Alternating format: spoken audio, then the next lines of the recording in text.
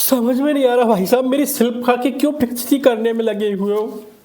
दिग्विजय ने फिर एक्सपोज कर दिया है शिल्पा को, और शिल्पा हर बार इमोशनल कार्ड खेलती है यारो, फिर भी कोई ना कोई आके एक्सपोज कर देता है। पहले रजत ने एक्सपोज किया, अब दिग्विजय ने एक्सपोज किया।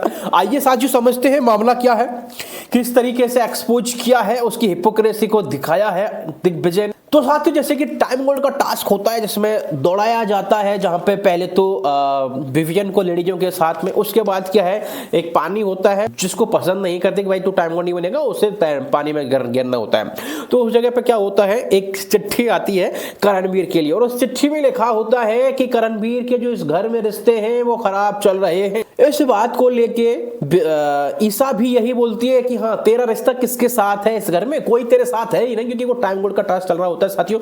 जहां करण कहते हैं सबसे पहले चुम से, क्या चुम तुम मेरे लिए ट्रॉफी छोड़ दोगी, अगर ऐसी कोई बात आती है। चुम कहती है हाँ मैं तुम्हारा लिए ट्रॉफी छोड़ देगा, ठीक है, यहां तक क्लियर है। लेकिन साथियों मजा तो तब आता है, करण फिर पूछते हैं शिवगामिनी से, शिल्पा जी से, शिल्पा जी क्या तुम मेरे लिए ट्रॉफी छोड़ दोगी। शिल्पा जी कहती है हाँ मैं बिल्कुल ट्रॉफी छोड़ दूंगी। अरे यार साथियों इस बात को देख के दिग्विजय से रहा नहीं जाता है।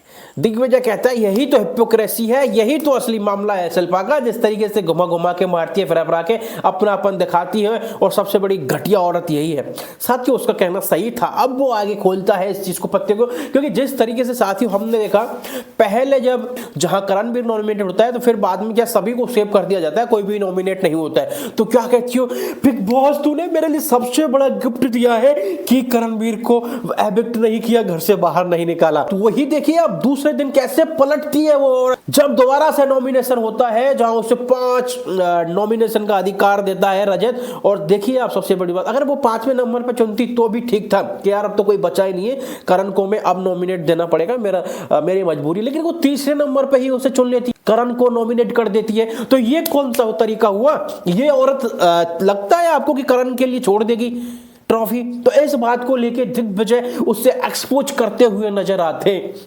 क्यों भैया क्या करें यार, फिर कोई ना कोई इमोशनल कार्ड खेलेगी वो करणवीर के साथ में समझ नहीं आ रहा। और दिग्विजय ने बिल्कुल ये अच्छा स्टैंड लिया है, क्योंकि शिल्पा को एक्सपोज करना जरूरी था। हालांकि साथियों मैं भी सम्मान करता हूं उनका, क्योंकि उनकी उम्र बहुत है, उन्होंने जिस तरीके से काम किया है। लेकिन यही चीज समझ में नहीं आती, वो बंदा जिसके लिए सबसे ज्यादा कर रहा है, करण हमेशा उसके लिए खड़ा रहता है, वो रोती है, उसके साथ कितना ही गलत किया है करण के साथ, लेकिन फिर भी वो उसके साथ खड़ा रहता है यार।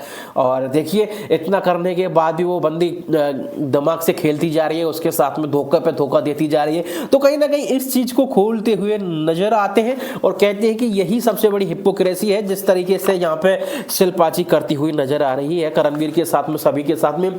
तो ये माजरा रहता है साथियों, इस तरीके से एक्सपोज करते हुए नजर आते हैं।